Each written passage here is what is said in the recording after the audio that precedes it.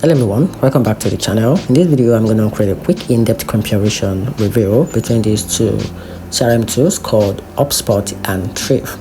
Though both CRM tools help you manage customers, but they work best for different type of users.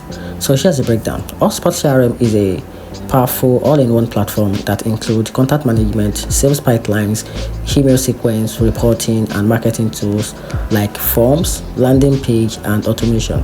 It's great if you want a system that grow with your business and connect sales, marketing, and support in one place. HubSpot is easy to use, scales from small teams to larger companies, and gives you a lot of automation and reporting power.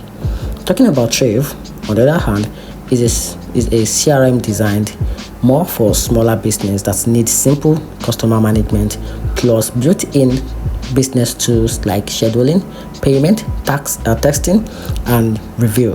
It combines CRMs with everyday business operation, which make it easier for local business to manage client and daily tasks in one place.